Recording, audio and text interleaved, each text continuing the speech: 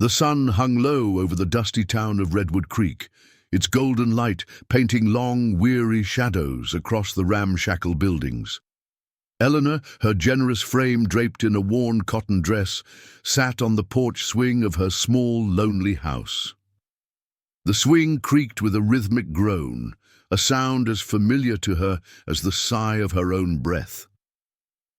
Since her husband Thomas had passed, the world felt smaller, muted.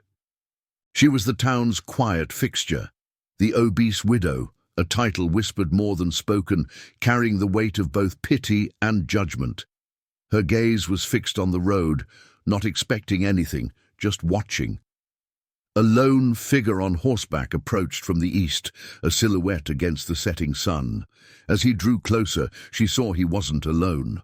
A large, dark German shepherd was walking alongside the horse, its head low, its gait slow and pained. The man himself looked exhausted, his uniform tattered, a bandage wrapped clumsily around his arm. He was a soldier, a rarity in this forgotten corner of the world. He dismounted stiffly, his face etched with fatigue and pain. He tied his horse to the rail outside the saloon and disappeared inside. The dog, however, didn't follow. It limped to the edge of the general store's porch, collapsing in a heap of fur and exhaustion. Eleanor's heart twisted. She saw the flash of an official-looking collar, a military insignia barely visible beneath a layer of grime. This wasn't just a stray. This was a war dog, a veteran in his own right, left to fend for himself in the heat and dust. She knew she couldn't leave him. Ignoring the creaking protest of her porch swing, she rose slowly, her joints aching. She grabbed a large bowl and filled it with water, then fetched a piece of the stew meat she had been saving for her own supper. As she approached the dog, she spoke in a low, soothing voice. The dog lifted its head, its eyes clouded with pain and suspicion. A small whimper escaped its throat. He was clearly wounded. A gash on his side was caked with dried blood, and his leg was swollen. Eleanor placed the bowl of water on the ground and then the meat. He hesitated for a moment, then, driven by thirst, lapped at the water greedily. He devoured the meat in a few quick bites, his tail giving a weak thump on the dusty ground. With immense effort, she helped the dog to his feet and guided him back to her porch. The dog, surprisingly docile now, leaned against her, almost as if he knew she was his only hope.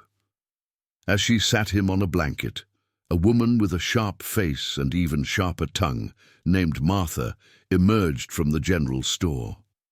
Martha was the town's self-appointed moral compass. "Eleanor," Martha's voice was a brittle snap. "What in the good Lord's name are you doing with that filthy beast?" Eleanor didn't flinch. She kept her focus on the dog. "He's hurt, Martha. He needs help." "Hurt? He's a dirty cur. Probably got rabies. You should throw a rock at it, not bring it onto your porch. And what about that soldier? You think a man like that wants his dog coming back, looking like it got picked up by a big old lump like you?" Martha snorted, a cruel, mocking sound. The words, though familiar, still stung. "He's not a cur, Martha. He's a war dog. And I'm just doing what's right." "Right? You're a widow, Eleanor. You have no man to protect you, no one to pay your way. You're wasting what little you have on a mutt that will only get you into trouble. The town won't take kindly to this." Eleanor ignored her, pulling a small basin of warm water from her house. She began to clean the dog's wounds, her movements slow and deliberate. Martha huffed, her eyes narrowed with disdain, and then marched off down the street. As the light faded, Eleanor worked meticulously. She cleaned the cut on his side, applied a poultice of herbs she had dried herself, and then bandaged his leg with strips of clean cloth. The dog lay still, occasionally licking her hand, in a gesture of quiet gratitude. She knew this act of kindness, this small rebellion against the town's coldness, would not go unnoticed. As night fell, whispers turned to shouts, and a small, angry crowd gathered outside her picket fence. Martha had done her work. The crowd was a mix of men and women, their faces shadowed by the dim light of the street lamps, their anger a palpable presence in the cool night air. The leader, a man named Jedediah, a burly figure who ran the town's small mill, stepped forward. "Eleanor, what's this we hear about you harboring a wild dog?" His voice was gruff, an echo of Martha's earlier judgment. Eleanor, standing firm on her porch, her hand resting on the dog's head, met his gaze. "He's not a wild dog, Jedediah. He's a war hero, a messenger dog from what I can tell. He's wounded and needs help." Jedediah scoffed. "A war dog? More like a mangy cur carrying filth and disease. We won't have it. This town has rules. You have to get rid of it. Now." A few others in the crowd murmured in agreement. Eleanor tightened her grip on the dog's fur, a silent promise to protect him. "I will not. He is safe here, and I will not turn my back on a creature that has served our country." Jedediah's face flushed with fury. "You're a disgrace, Eleanor. You defy the town's will over a mutt. You, a woman of your station, a burden to us all, who should be grateful for the roof over your head." The words cut deep, not for their truth, but for their venom. "My home is my own, and what I do here is my business." Jedediah shook his head, his anger morphing into a cold, hard resolve. "Then so be it. The town council will meet in the morning. We'll decide what to do about your defiance and about your continued presence here."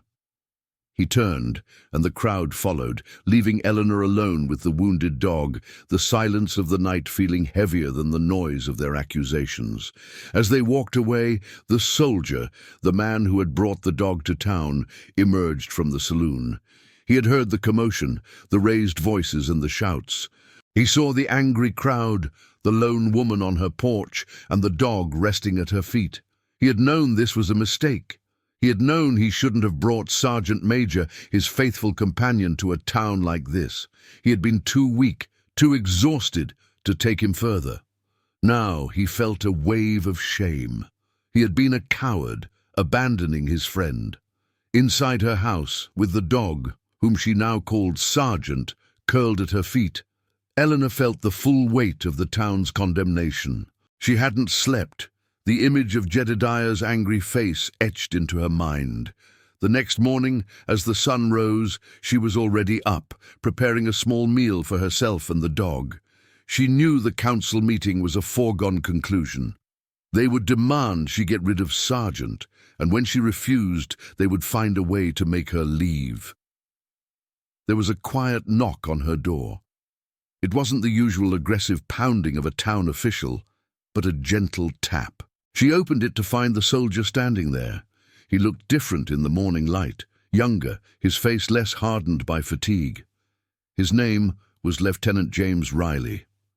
"Ma'am," he began, his voice low and sincere. "I'm the one who brought that dog here. I'm sorry, I shouldn't have left him. I was a coward." Eleanor looked at him, surprised by his honesty.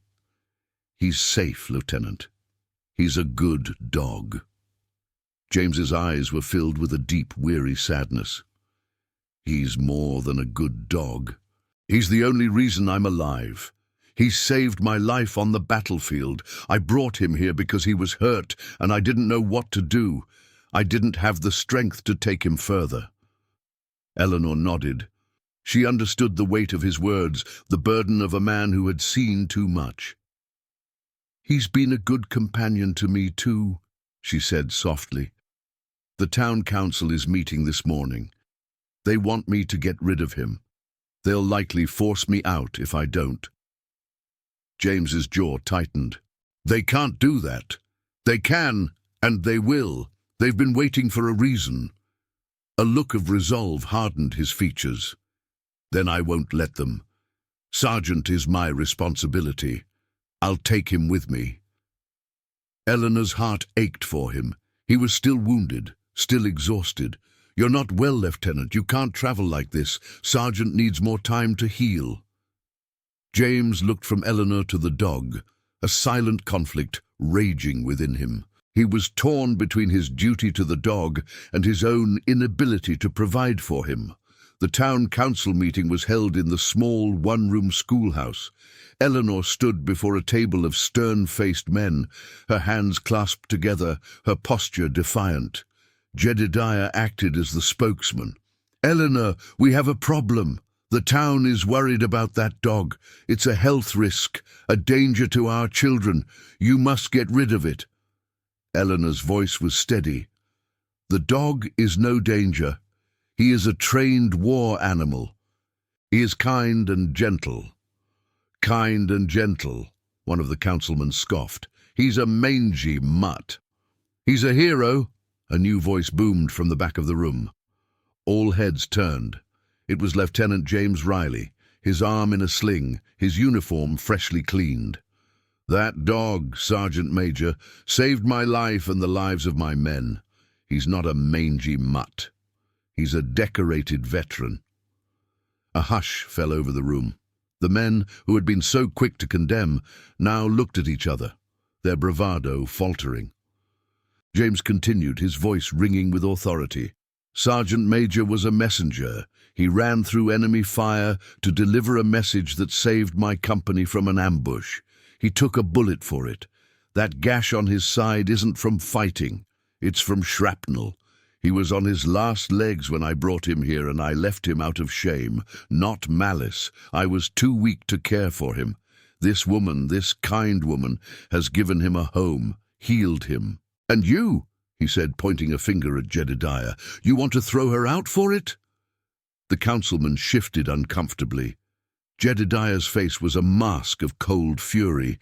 "He's still a risk, a war dog. They're unpredictable."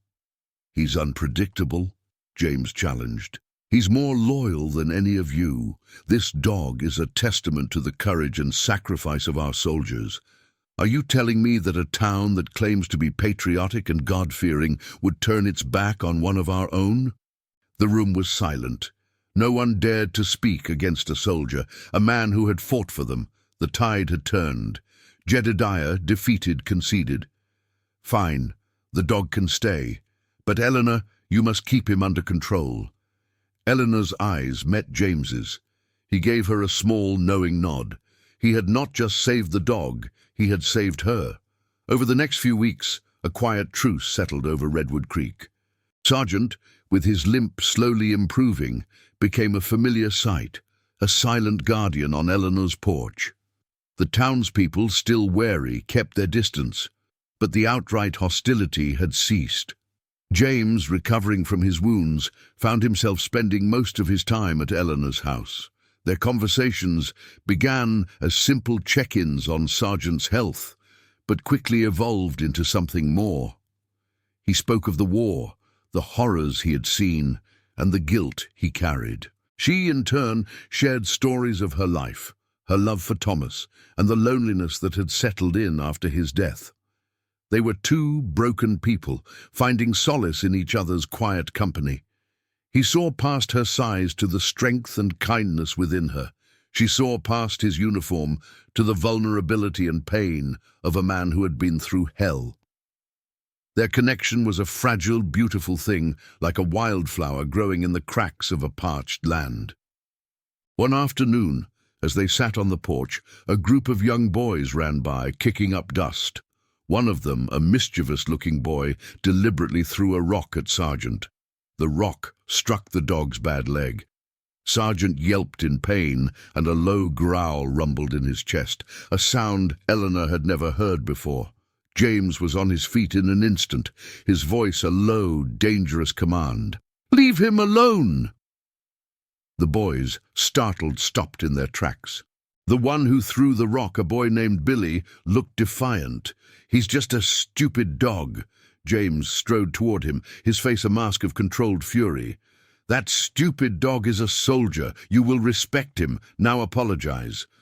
Billy, intimidated by the soldier's intensity, mumbled a quick apology and ran off with his friends. The incident, though small, brought back the town's underlying fear and mistrust. Rumors began to circulate again. People worried about Sergeant's unpredictable nature, his dangerous instincts. Eleanor and James knew that the peace was fragile.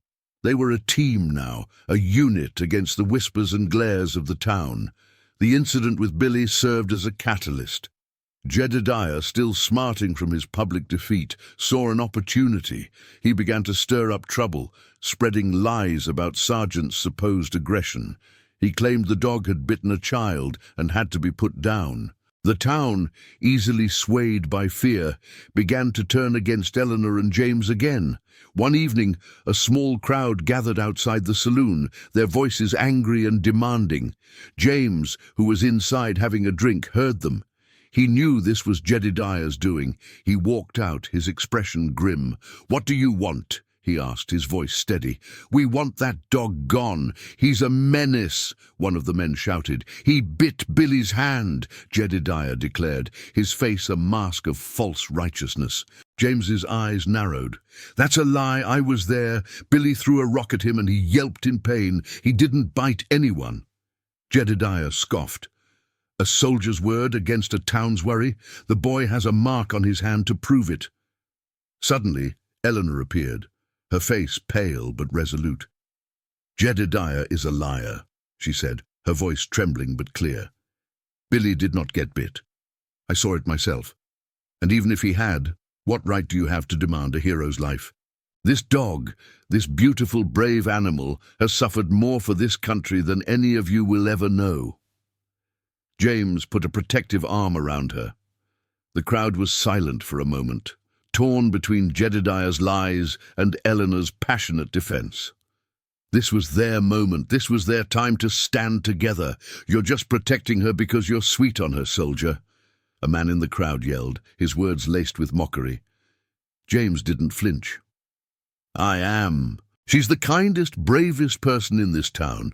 She saved a hero, and in doing so, she taught me what it means to be brave again. I am proud to stand with her."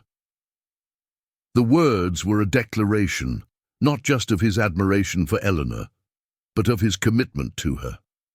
The crowd was stunned into silence. James's words, so honest and raw, had struck a chord. The man who had mocked him now looked at the ground, ashamed. Jedediah, however, was not giving up. "You're a couple of outsiders. You're trouble. You don't belong here," he shouted. Just then, the saloon doors swung open and a wave of men in military uniforms spilled out. They were all wounded soldiers, men James had fought alongside. They had been traveling through, heard the commotion, and recognized their lieutenant.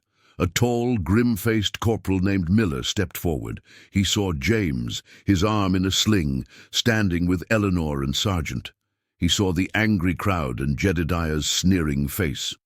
"What's going on here, Lieutenant?" Miller's voice was low and dangerous. James explained the situation. "These men want to harm Sergeant, my dog. They say he's a menace." Miller's eyes, hardened by war, scanned the crowd. He looked at Sergeant, then at Jedediah. "This dog saved our lives," Miller said, his voice a low growl. "He's a member of our unit. If any of you so much as lay a hand on him, you'll answer to us." The rest of the soldiers, a dozen strong, nodded in grim agreement. The townspeople, now facing not just one soldier, but a dozen battle-hardened men, backed away. Jedediah was pale, his bravado gone. He had underestimated the power of the bond between a soldier and his dog, and the loyalty that extended to the men who had fought alongside him. The soldiers, with sergeants wagging tail and happy barks, filled the saloon, their presence a silent, powerful warning to anyone who would dare to harm Eleanor or her dog. The next morning, the atmosphere in Redwood Creek had changed completely. The townspeople, who had been so quick to condemn, now saw Eleanor in a new light. She wasn't just the obese widow.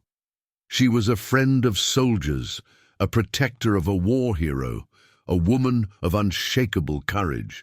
The saloon was a hub of activity, filled with men who had a newfound respect for the small, dusty town. They shared stories, bought drinks, and offered to help with chores. The general store did a roaring business, and the blacksmith's forge was busy with new orders. Jedediah, his authority shattered, kept to himself, his face a constant scowl. The soldiers, who were on their way to a military hospital, stayed a few more days, enjoying the hospitality and the chance to rest. During this time, James and Eleanor's bond deepened. He saw the way she handled the sudden influx of attention with quiet grace. He saw how she cared for Sargent, how the dog had become her shadow, a living, breathing testament to her kindness. He found himself falling in love, not with the memory of his past, but with the hope of his future. He confessed his feelings to her one evening on the porch. "Eleanor," he said, his voice soft, "I don't know where my path will lead, but I know I don't want to walk it without you." Eleanor's eyes, filled with a mixture of surprise and joy, met his. She had been a widow for so long, had forgotten what it felt like to be loved, to be seen. "James," she whispered, "I feel the same." The soldiers eventually left, but not before they all came to Eleanor's house to thank her for caring for Sargent. Miller, the corporal, shook her hand. "Ma'am," he said, a rare smile on his face, "you're a hero. Just like that dog. You both stood your ground." The town, now humbled and impressed, began to treat Eleanor with the respect she deserved. The children, including Billy, would stop by to pet Sargent, bringing him small treats. The general store owner would save her the best cuts of meat. Even Martha, though she still gave Eleanor a cold shoulder, no longer spoke ill of her. James, now fully recovered, decided to stay.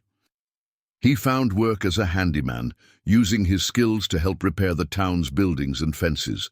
He was no longer just a soldier, he was a part of the community, and with Eleanor, he was building a new life. Their relationship blossomed, a slow and gentle romance. They would sit on the porch swing, watching the sunset, with Sargent curled at their feet. The town, once so cold and judgmental, had become their home, a place where they had found a second chance at happiness. Jedediah, however, could not accept his defeat. His resentment festered, turning into a bitter hatred for James and Eleanor. He decided to take matters into his own hands. One night, under the cover of darkness, he crept up to Eleanor's house with a container of kerosene, intending to set her house on fire, hoping to drive them out or worse. As he doused the porch, he didn't see Sargent, who was sleeping just inside the front door. Suddenly the dog's ears perked up. He had smelled the intruder. With a low, powerful bark, Sargent charged out, a silent and swift shadow in the night. Jedediah, startled, dropped the kerosene and the matches. The dog lunged, not to bite, but to pin him down, a silent, powerful warning. The commotion woke James, who was a light sleeper. He grabbed his rifle and ran outside, followed by a startled Eleanor. He saw Jedediah, pinned to the ground by Sargent, his face a mask of terror. "Jedediah, what are you doing?" James demanded, his rifle aimed at the man. Jedediah, defeated and exposed, confessed his plan, his voice shaking. The sound of the struggle and James's shouts had brought a few neighbors outside. They saw the scene, Jedediah, the kerosene, and Sargent, the dog who had once been an object of their fear, now a silent guardian of the town's peace. The townspeople, witnessing this final act of malice, finally understood. Eleanor's kindness had not only saved a dog, it had saved them all from a man who had let his anger consume him. Jedediah was banished from Redwood Creek, his cruelty a lesson for all, and Eleanor, the woman who had been seen as an outcast, was now the town's most beloved figure. She had found love, family, and a home in the most unlikely of places. She and James were married a few months later, with Sargent, their loyal hero, standing proudly by their side. Their love story was a testament to the power of kindness and the small, quiet strength of a woman who refused to turn her back on a wounded hero.